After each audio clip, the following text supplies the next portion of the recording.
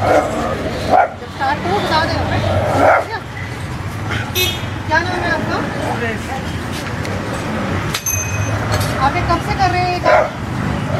लगभग 20-25 साल हुआ। कब आते हैं आप? सुबह 8 बजे। और कब जाते हैं? 8:30।